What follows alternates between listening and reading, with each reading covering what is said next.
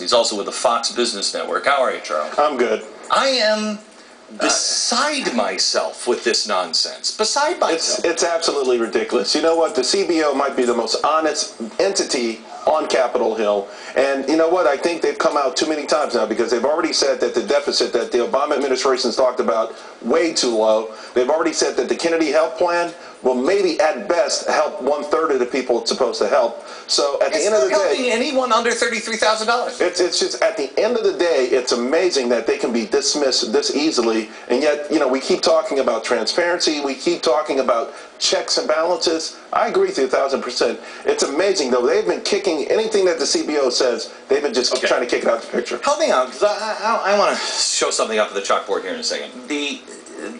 They're talking now about giving the Federal Reserve all kinds of new powers. The first time in my life, look, I don't know how you feel about the Fed, but usually crazy people are against the Fed.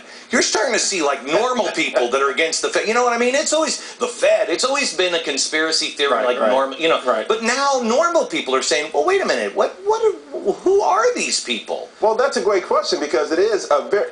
There's the irony. The biggest word right now that we hear out of Washington is transparency. Right. And then they get the most opaque group on Washington. This is a black box. There is nothing that comes out. Quasi-private, quasi-public. Oh, yeah. Oh, you talk about accountability. That's another word they throw around a lot. Who are they accountable to? Nobody. Nobody. It is absolutely amazing. Okay. By the way, central banks around the world have one mandate, and that's stabilizing prices, inflation, deflation. Our Fed already has two, officially. Inflation and employment. Well, we know they're not doing anything with employment. So why thrust another one, a third? Let's go through some of the things. Let me just ask you this. How many pages? This was 88 pages? 88, 90 pages, okay. Yeah. America, this thing is going to, look, I'm going to try to make this as palpable, or I mean, as tolerable as possible, because you hear finance regulation, you're like, you gotta be kidding me. This is really, really important, and we're just going to give you the highlights of it, because this can't happen.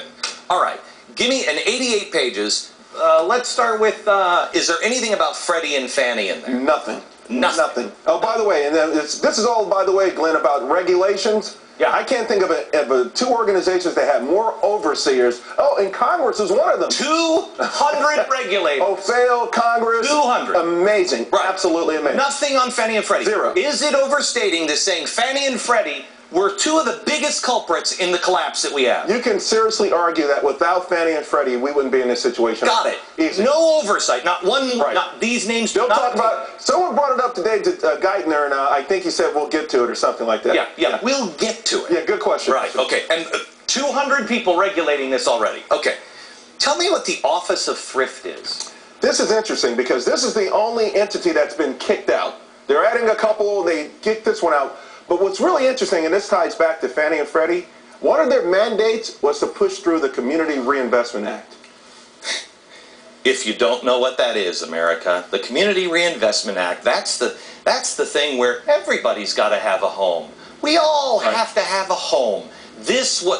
Between the Community Reinvestment Act and Fannie and Freddie, death to America. Well, what happened with the Office of Thrift, if you're a bank and you're making all these really high-risk loans, you complain to the government and say, listen, we can't keep on doing this. They say, you know what? Tell you what.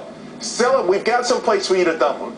Fannie and Freddie. Got it. So now they let Wall Street, of course Wall Street is greedy, but they gave them the easy way to be greedy. Okay, so the Office of Thrift, one thing that they oversaw was General Electric. Well, they were supposed to oversee some of the thrift products of GE Capital. Overseeing General Electric? Federal Reserve. So the Federal Reserve is going to oversee General Electric. General Electric, instrumental in healthcare, instrumental in global warming, NBC, I mean, a nightmare. You are afraid of the merging of a corporation with the government. GE should keep you awake at night. This is a black hole of evil happening over at GE.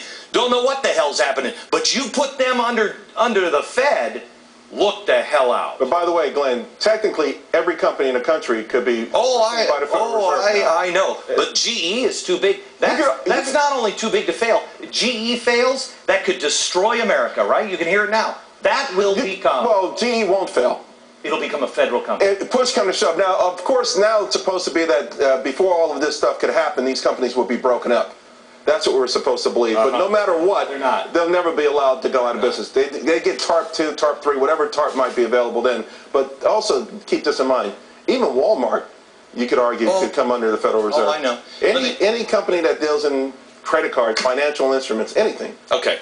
Charles, thank you so much. Listen, I said this 2 years ago. They are going to nationalize the banks first. Then they're going to go for transportation and energy and industry. They are doing it. They are doing it. Wake your neighbors up.